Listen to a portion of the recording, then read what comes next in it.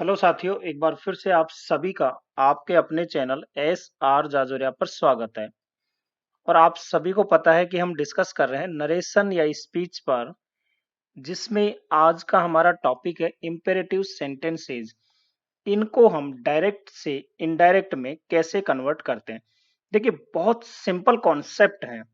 आपको केवल एक काम करना है, इस वीडियो को एंड तक देखना है, ध्यान से देखना है और अपनी पेन कॉपी लेके जरूर बैठे, ताकि आपको बार-बार देखने की ज़रूरत भी ना पड़े और एक बार में आपका कॉन्सेप्ट क्लियर हो जाए। मैं गारंटी देता हूँ, आपके पूरे में से पूरे नंबर आएँगे, एक भी नहीं कटने दूँगा। ये मिशन है मेरा, किसी भी बच्चे के एक भी नंबर नहीं कटने दूँगा।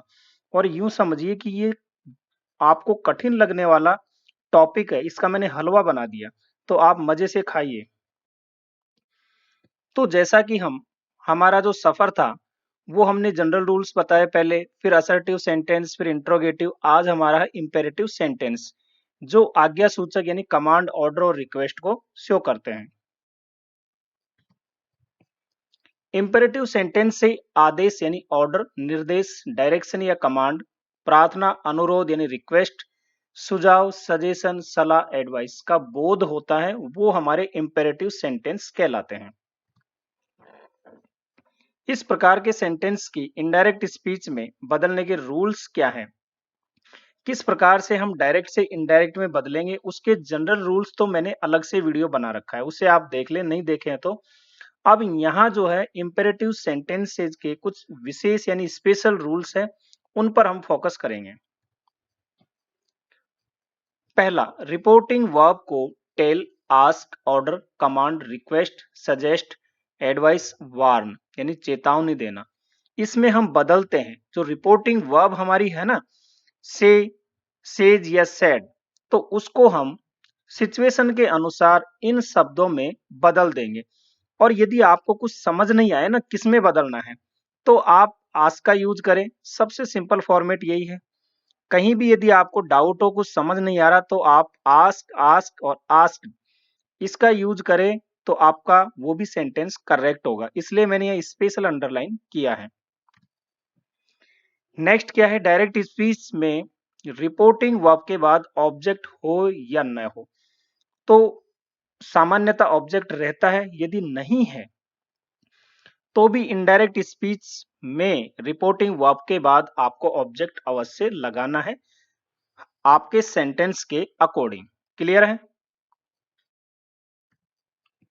तीसरा है प्लीज, काइंडली जैसे शब्दों को आप हटा दें। यदि सेंटेंस में प्लीज, काइंडली इन शब्दों का यूज हुआ है, तो उसको हटा दें। और नेक्स्ट है इन्वर्टेड कॉमाज को टू में बदल दे। जो इन्वर्टेड कॉमाज है, विशेष ध्यान रखिएगा, इंपेरेटिव सेंटेंस में हम इन्वर्टेड कॉमाज के बदले टू लगाते हैं। लेकिन यदि नेगेटिव सेंटेंस हो, हमारा इंपेरेटिव सेंटेंस कैसा हो, नेगेटिव हो, तो डू नॉट का यूज होता है, या शॉर्ट में कहें डोंट का यूज होता है। तो इसको हटा करके आप नॉट टू का यूज करें। नॉट टू यदि नेगेटिव है तो, अगर यदि नेगेटिव नहीं है तो फिर आप टू का यूज करोगे इन्वर्टेड कॉमास के स्थान पर। क्लियर? अब यहाँ पे देखिए, आप एक विशेष नोट है, नॉट टू के स्थान पे आप फॉरबिड, फॉरबिड्स या फॉरबिड का भी यूज कर सकते हैं। लेकिन ध्यान रखना, ये वर्ड अपने आप में नेगेटिव है, तो इसके साथ आपको नॉट का यूज नहीं करना है। अगर आप फॉरबिड, फॉरबिड्स, फॉरबिड का यूज करते हैं, तो ये शब्द अपने आप में नेगेटिव है, तो इसके साथ आप नॉट का यूज ना करें, ये आपको ध्यान रखना है। नेक्स्ट, अब हम एग्जाम्पल लेते हैं। The teacher said to Ravi sit down. अध्यापक ने रवि से कहा बैठ जाओ। तो देखिए, आपको पता है इंपेरेटिव सेंटेंस ऐसे होते हैं जो वर्ब से शुरू होते हैं, है ना, डायरेक्टली वर्ब से शुरू होते हैं, और इनमें किसी प्रकार कोई हेल्पिंग वर्ब नहीं होती है। सीधा सेंटेंस होता है सिट डाउन यानी बैठ जाओ। तो अब आप इसको देखिए कैसे कन्वर्ट करोगे, बहुत इजी है।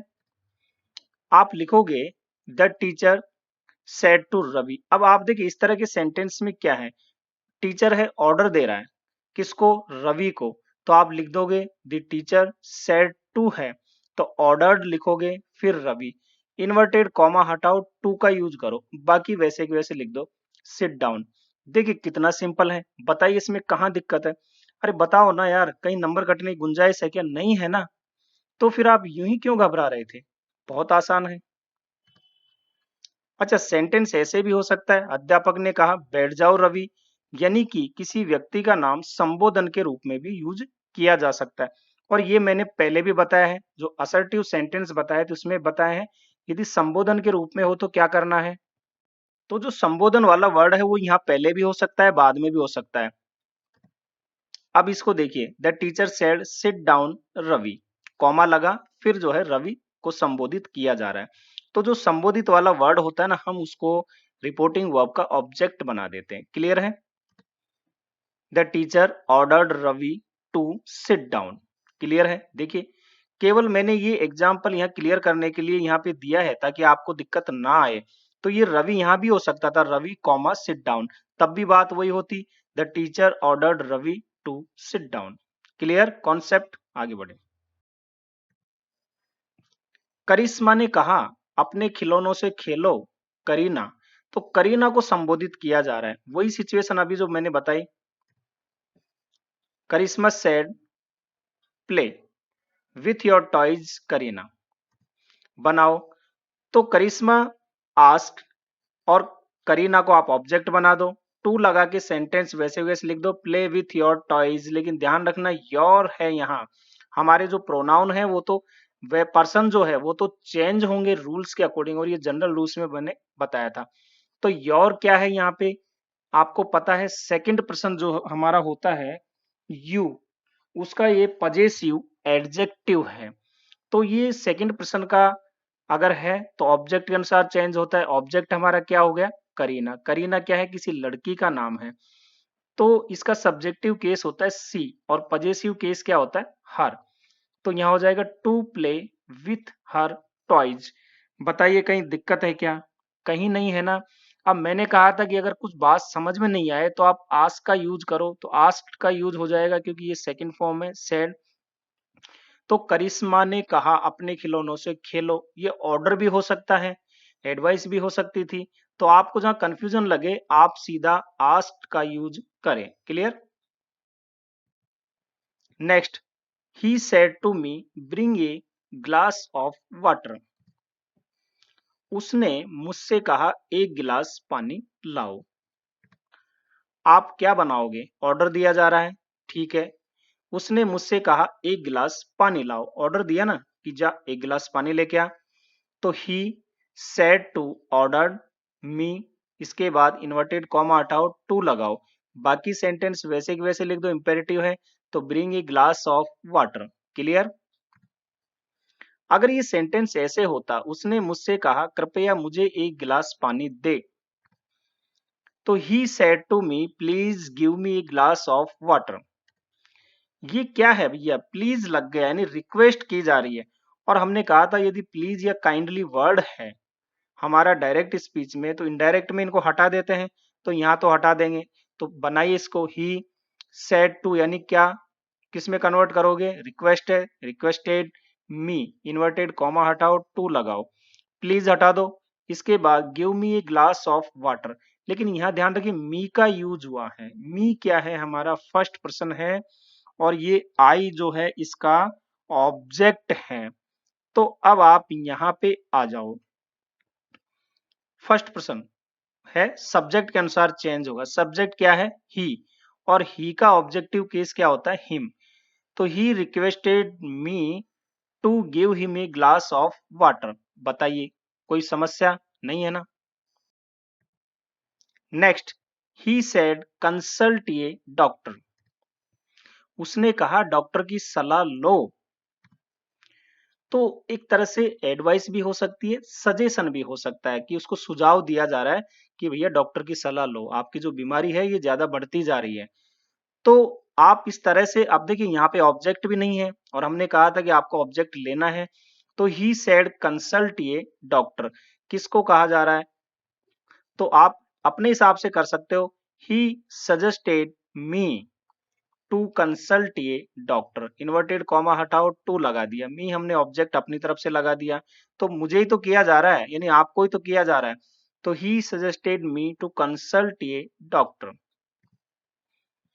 सोनू ने कोमल से कहा दवाओं का नियमित रूप से सेवन करें। Sonu said to Komal take medicines regularly. क्या करोगे? एडवाइस सलाह दी जा रही है। सोनू, तो यहाँ पे आप लिख दोगे एडवाइस। कोमल, ये हटाओ, इन्वर्टेड कॉमा, टू लगा दो, टेक मेडिसिन्स रेगुलरली। बताओ कहाँ दिक्कत है? अब यदि इंपेरेटिव सेंटेंसेज हमारे नेगेटिव हो, अभी तक तो हम पॉजिटिव की बात कर रहे थे, तो नेगेटिव में जो है डू नॉट या डोंट का यूज होता है, आपको पता होगा। तो he said to his friend don't smoke या डू नॉट स्मोक। उसने अपने मित्र से कहा धूम्रपान मत करो। क्लियर है? अब आप इसको बनाओ। तो एक तरह से सलाह दी जा रही है, तो ही एडवाइज हिज फ्रेंड, और हमने कहा था जब डोंट हो इसको हटा करके नॉट टू का प्रयोग करोगे, फिर बाकी वैसे के वैसे लिख दोगे। तो डू नॉट है या डोंट है, इसको हटा करके आप किसका यूज करो? नॉट टू का। इस तरह के सेंटेंस आप ऐसे भी बना सकते हो इनडायरेक्ट स्पीच में ही, और यहाँ पे जब नेगेटिव होता है तो आप फॉरवर्ड का भी यूज कर सकते हो। इसके बाद ऑब्जेक्ट हिज फ्रेंड, फिर टू स्मोक। तो मैंने पहले भी कहा था यदि आप फॉरवर्ड का यूज करते हो तो नॉट नहीं लगाना है। क्यों? क्योंकि ये वर्ड अपने आप में नेगेटिव है। तो he forward his friend to smoke, तो आप ऐसे भी बना सकते हो इनडायरेक्ट, और ऐसे भी बना सकते हो, दोनों ही सही है। लेकिन फिर मैं कह रहा हूं कि यहाँ पे जो फॉरवर्ड है ये अपने आप में एक नेगेटिव वर्ड है, तो इसके साथ नॉट नहीं लगाना, केवल टू लगाना है। Clear? He said to Mohit, "Don't pluck the flowers." उसने मोहित से कहा फूलों को मत तोड़ो। क्या है? ऑर्डर दिया जा रहा है, तो he ordered Mohit do not, don't है, नॉट टू लगा दो, नॉट टू पल्क दी फ्लावर्स। कितना आसान है यार। या वही आप यहाँ पे फॉरवर्ड का यूज भी कर सकते हो, लेकिन यहाँ फिर नॉट नहीं लगाना है, ध्यान रखना। तो क्लियर है सेंटेंस? गुड। नेक्स्ट आइए, जब इंपेरेटिव सेंटेंस हमारे एम्फेटिक हो, एम्फेटिक मतलब होता है प्रभावशाली, उन पे थोड़ा जोर दिया जाए तो उनको हम एम्फेटिक बोलते हैं, और इसमें जो हम डू का यूज करते हैं पहले। क्लियर? अभी पता चल जाएगा। इंपेरेटिव सेंटेंस के पहले डू का यूज सेंटेंस को एम्फेटिक यानी जोरदार बनाने के लिए किया जाता है, यानी उसमें वजन डाल दिया जाता है। तो डू का यूज हम करते हैं इंपेरेटिव सेंटेंस में एम्फेटिक बनाने के लिए। तो इस प्रकार के सेंटेंस को जब इनडायरेक्ट में आप चेंज करोगे ना, तो डू को हटा दो, उसका कोई काम नहीं है यहाँ पे। जैसे Rakesh said to me do come again. Rakesh ने मुझसे कहा फिर से अवश्य आइए। तो यहाँ जो डू का यूज है ना, ये अवश्य या जरूर उस सेंस में आता है। तो प्रभावी बनाया ना कि कम अगेन का मतलब क्या है? फिर से आइए या फिर से आओ। लेकिन आपने इसके आगे डू लगा दिया तो ज्यादा एम्फेटिक हो गया कि अवश्य, यानी उस पर वजन डाला, जरूर आप आइए। तो ये बात हो गई मतलब यहाँ पे। और आपको पता है हमारा एम्फेटिक जो सिंपल इंपेरेटिव सेंटेंस है वो वर्ब से शुरू होता है, लेकिन इसके आगे भी यहाँ डू का यूज किया गया है। तो ये हो गया हमारा एम्फेटिक। बनाओ। राकेश, राकेश ने मुझसे कहा फिर से अवश्य आइए। तो एक तरह से रिक्वेस्ट है, तो राकेश रिक्वेस्टेड मी, डू को तो हटा दो क्योंकि हमारा नियम कह रहा है ये, क्योंकि एम्फेटिक है।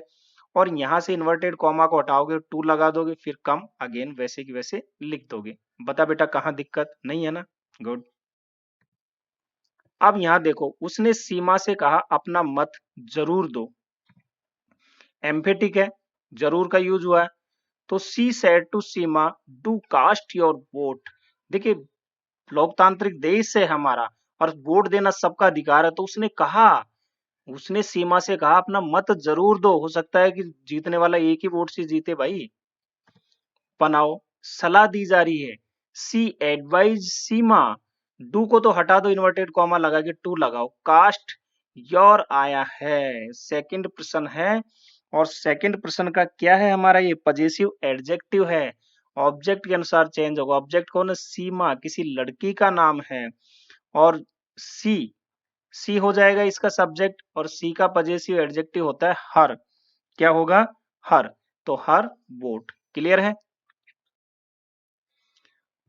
अब एक चीज ध्यान रखिए, डू का यूज यदि मैन वर्ब के रूप में हो, अभी हमने देखा एम्फेटिक में हुआ, लेकिन यदि डू का यूज मैन वर्ब के रूप में हो तो डू को नहीं हटाते हैं, ध्यान रखना। केवल एम्फेटिक वर्ड में हम डू को हटाते हैं जब इनडायरेक्ट बनाते हैं।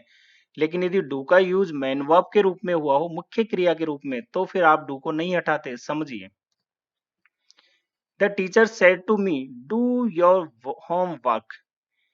The teacher said to me do your homework.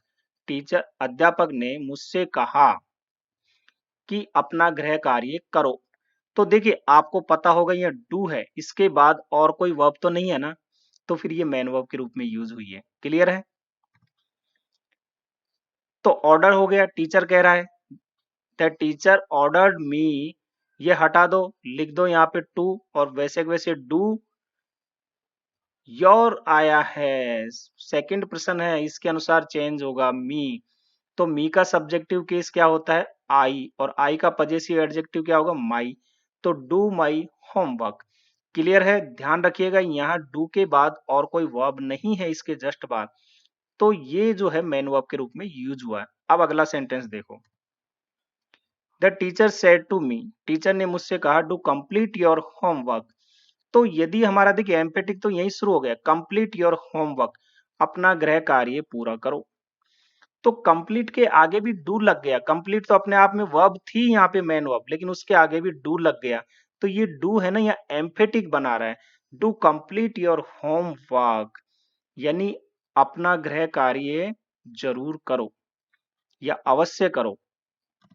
तो ये हो गया, the teacher ordered me, do को हटा दो क्योंकि एम्फेटिक है, टू लगाओ, कंप्लीट योर है, इसके अनुसार चेंज होगा तो माई हो जाएगा, जैसे ऊपर बताया, होमवर्क।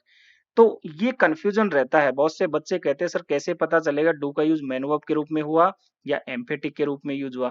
तो एम्फेटिक के रूप में यदि यूज होता है तो उसके बाद भी वर्ब होगी, जो हमारा मेन सेंटेंस होगा। लेकिन यदि मैन वर्ब के रूप में यूज हुआ तो इसके बाद वर्ब नहीं होगी। कॉन्सेप्ट क्लियर हुआ ना? तो यहाँ डू के बाद वर्ब नहीं है, जबकि यहाँ डू के बाद कंप्लीट भी क्या है? वर्ब है, कंप्लीट योर होमवर्क। यदि हमारे इंपेरेटिव सेंटेंस में टैग क्वेश्चन भी दिया हुआ हो तब क्या करोगे? जैसे he said to me open the window, will you. ये विल यू क्या है? टैग क्वेश्चन है जो दिया हुआ है इसमें। तो आप क्या करोगे? इस टैग क्वेश्चन को तो भूल जाइए, दिया है तो कोई बात नहीं, दे देने दीजिए, हमें क्या फर्क पड़ रहा है, क्योंकि इसका कोई महत्व ही नहीं है यहाँ पे जब हम डायरेक्ट से इनडायरेक्ट बनाते हैं। बाकी सेंटेंस आप अपने हिसाब से बनाइए मजे से। तो सी आस्क मी, इसको हटाओ, टू लगाओ, ओपन द विंडो। तो मैंने कहा था यदि आपको कुछ समझ नहीं आए कि हम क्या लगाए ऑर्डर रिक्वेस्ट, तो आप आस्क का यूज कीजिए, सबसे सिंपल तरीका यही है। तो समझ में आपको बात आ गई होगी, सिचुएशन आपको समझ में आ गई होगी, बहुत सिंपल ये सेंटेंस है। इनमें तो कोई टेंस भी बदलने की जरूरत नहीं पड़ती। क्यों? क्योंकि इनमें केवल एक वर्ब होती है और उसके बाद कुछ वर्ड जुड़े होते हैं, यही होता है ना, बहुत आसान है। तो अब हमारा हो गया असर्टिव, इंट्रोगेटिव, इंपेरेटिव सेंटेंस भी हो गया। अब ये ध्यान रखिए, मैंने इसमें एक और जोड़ा है कि अगला वीडियो भी इंपेरेटिव सेंटेंस पे ही होगा, लेकिन वो लेट वाले जो वर्ड, जो लेट से शुरू होने वाले वर्ड होते हैं उनका होगा, बहुत स्पेशल है, घबराने की जरूरत नहीं। लेकिन मैं हूं ना आपकी समस्या का समाधान करने के लिए, एक एक चीज सिखाऊंगा और कंप्लीट सिखाऊंगा, कॉन्सेप्ट के साथ सिखाऊंगा, नंबर नहीं कटने दूंगा, ये मेरा वादा है। यदि आपको वीडियो पसंद आया तो लाइक जरूर करें, अपने साथियों में, दोस्तों में इसको शेयर करें, चैनल को सब्सक्राइब करें, कमेंट्स अपनी प्रतिक्रिया जरूर दें, क्या हुआ, कैसा लगा, कौन सा आपको नेक्स्ट टॉपिक चाहिए, तो मैं प्रयास करूंगा कि जल्दी से जल्दी आपकी हर समस्या का समाधान किया जाए। यही हमारे चैनल का उद्देश्य है। तो हंसते रहिए, मुस्कुराते रहिए और मेरे साथ एंजॉय करते रहिए। आपका अपना चैनल SR जाजोरिया। धन्यवाद।